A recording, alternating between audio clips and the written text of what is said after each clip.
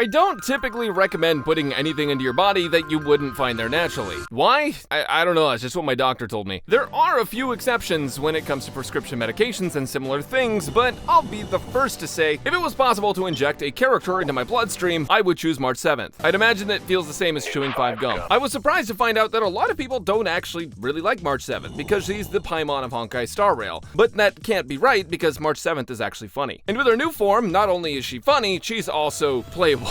March 7th's new form change brings us another broken free-to-play addition to our roster, and cute poses. Since I wasn't invited to the creator experience server this time around, the footage I'm using is from some of my amazing friends' CE server videos. All of them will be linked in the description. My name is Braxophone, but you can call me Brax, and let's talk about March 7th's glow up.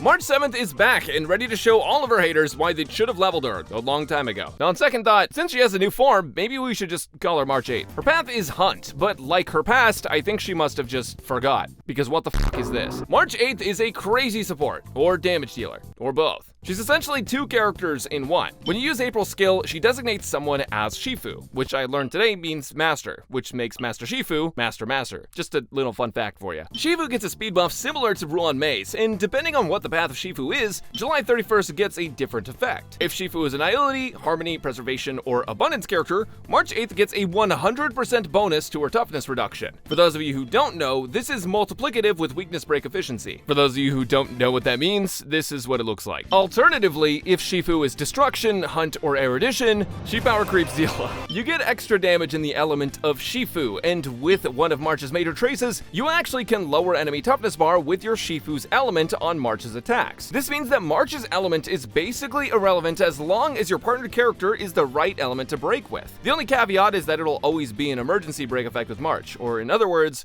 jail. Once Shifu is designated, you basically never have to use her skill again, so Calendar just spams basic attacks and generates skill points the entire time. Except on her enhanced basic attack, which she gets to use after getting 7 stacks of her talent. Every time Shifu attacks or uses their ultimate, March will gain a stack. Now this also applies to follow-up attacks, meaning that certain characters can push 7/11th into overdrive. After reaching 7 stacks, she instantly takes action and gets a huge damage buff for that attack. And with one of her major traces, after that attack, she gives Shifu a 60% crit damage buff and a 36% break effect buff, lasting for 2 turns. For a support or sub DPS, she does a lot of damage. Now, Honkai Star Rail heard you like gacha, so they gave your free character 3 hits on her enhanced attack, plus a 60% chance of getting an extra hit. But then, if you use her ultimate, which does damage on its own, you actually get 5 hits instead of 3, with an 80% chance of getting an extra hit. Like how you have an 80% chance of losing the 50-50. Her last major trace is a 25% action forward at the start of battle, which is just meant to help her assign her wage slave. After 10 patches, they decided to release another Sword Apprentice, and she does double the damage of the young man. Lastly, November's technique gives her 1 point of charge for every other ally that uses a technique up to 3, and also gives her 30 energy right at the start of battle. You can only get 3 of March's Eidolons this patch, but they're all free. With her first Eidolon, March 8th speed gets a 10% buff when there's a Shifu on the field. This is actually a massive help for her build. But for some reason though, they decided to make her E2 just absolutely crazy. To put it simply, if Shifu is a gun, March 7th E2 is explosive rounds.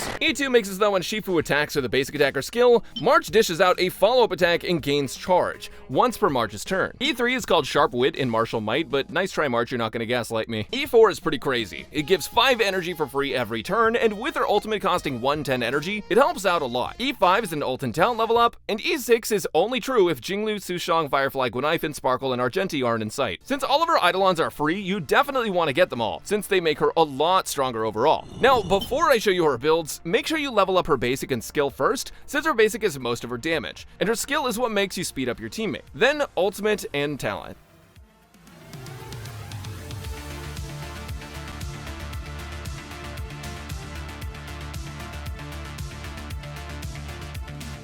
When building your Trix Yogurt Girl, you'll need to decide what your goal is. Each team setup can be optimized with a different March build. Unfortunately, your Trailblaze power is cooked. Also, as a side note, the entire time I've been writing this, I've been listening to the FF14 raid music, the stuff that just came out. I don't think you guys understand how hard it is to write a script when you're headbanging. For Break Build March, there's like 50 break sets you can mix and match. Typically, I'd recommend the 4-piece Iron Cavalry set to maximize the break damage March does, as well as give her a lengthier imprisonment for breaking. But you can also give her 2-piece Watchmaker or Thief of a shooting meteor, or just mix them all up. As for planar sets on Break March, you'll probably want to use Talia for the extra break effect, but Kalpagni can also be solid for the speed bonus, and even better if the enemy is fire weak. For main stats, you want to go with a crit rate or damage body, speed boots, attack or damage orb, and a break effect rope. Her non-break damage can still be decent in break-focused teams, so it's worth trying to squeeze out that crit. As for substats, focus on break, speed, crit, and any other stat, to be honest. For Break March, you want to try to get yourself to 151 speed, because after you get E1, you get an extra 10% speed, which is about 10 speed, which puts you at 161 and lets you get a ton of attacks. With this build, you should be able to break everything for more damage than I did to my brain while headbanging for 6 hours. If you're building March to power creep Yanqing,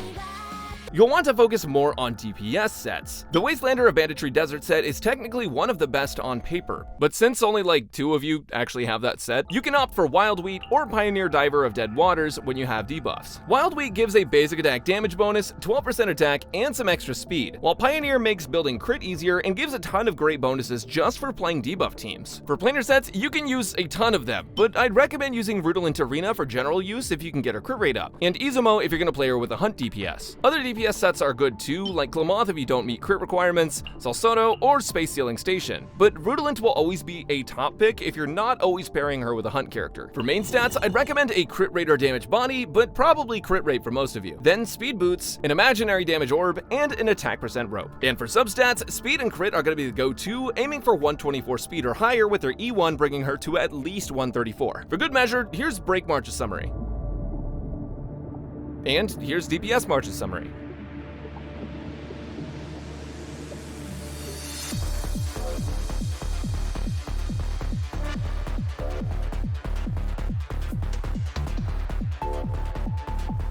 Have you ever considered what it'd be like to join the Astral Express? I feel like it can't be that good on your mental health. You'd think folks remember you, your favorite things, what foods you like. At first, everyone seems like they're your friend, but the next thing you know, just so they don't forget, you're named after your birthday. If you stole your mom's credit card, then every day is your birthday, unless it's declined. But before it does that, make sure to get some 5-star light cones like Baptism of Pure Thought, which with 2 debuffs is a top tier pick for March 8th. By the way, that was a joke. I'm just kidding, guys. It's an awful idea. Dr. Ratio's banner isn't coming back. If you don't have 2 debuffs though, the next best light cone would be In the Night at S1 for the crit rate and basic attack and ult crit damage. Since March is dealing single target damage, if you're fighting bosses, swordplay at high superimpose can also be pretty good, and Worrisome Blissful is another solid pick since March can activate the buffs. If you don't have any of these though, your best bet is going to be cruising in the Stellar Sea for the crit rate and base stats. You might as well use it, because on a scale of 1 to America, it's free. If that one's occupied, the Battle Pass light cone is pretty good for her at S5 for the stats, and Sleep Like the Dead at S1 is also decent. If you're really struggling with speed, you can try River Flows in Spring, but I wouldn't recommend it above the other options. There's some more light cones, but these are some of the best. Since March is Hunt and deals damage regardless of whether she's DPS or break focused, there's not much of a change in light cone options for either one. If you came in from my Zhengli video and you're a visual learner, here's a colorful picture, completely unrelated.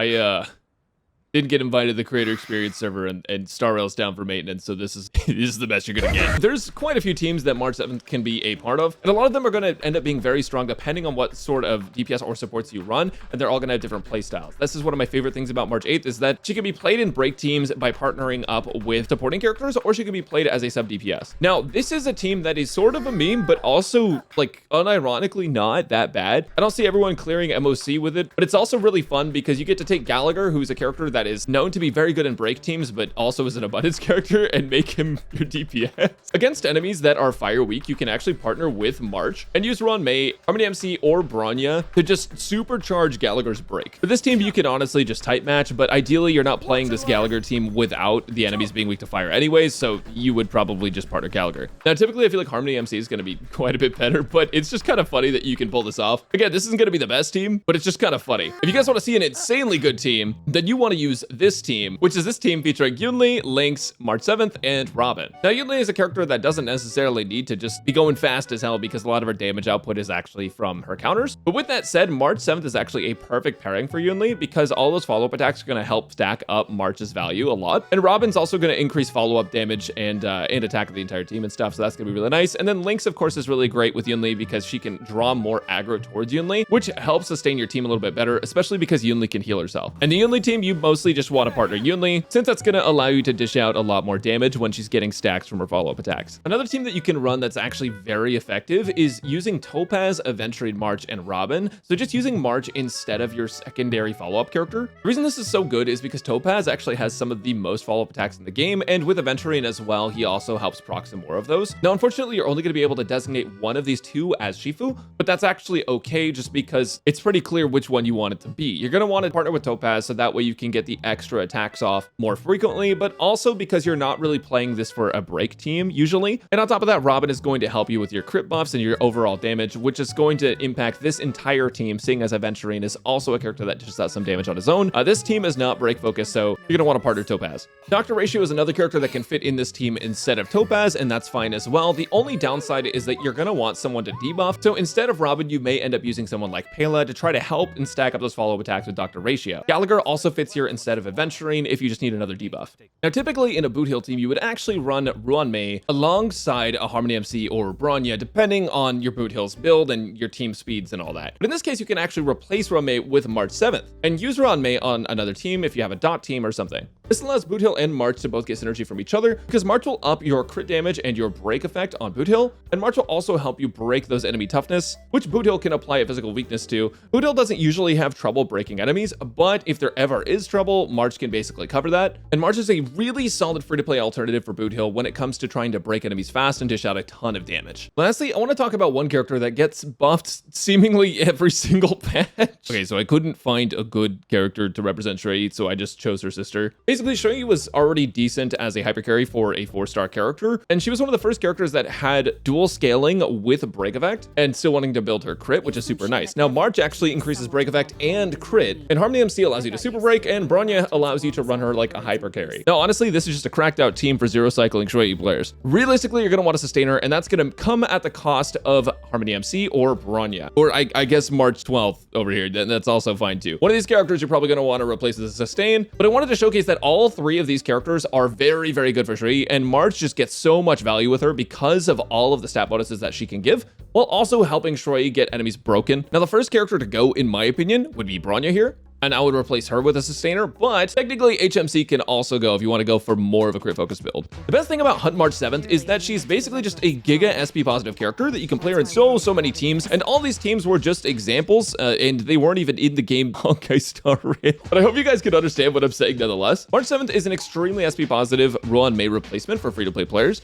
and she slots into most of the teams that Ruanmei would slot into, except for the double DPS teams, because March happens to be also the second DPS. Honestly, new March is so good, and choosing whether or not to build her is just as easy as voting in the presidential election, and you should all register to vote because I can't fucking do this anymore. I'm overall not super happy with how the quality of this video had to turn out, but unfortunately, because YouTube is a rat race and because everyone else has 2 weeks advantage on me, this is how it is. Hopefully I'll be back in the CE server going forward, but if not, then, you know, we're a little cooked, fellas. We're a little cooked. Anyways, guys, let me know who you're playing March with and if you have built her and if you like her and stuff, because I'm gonna be raiding in the mines for the next 7 days.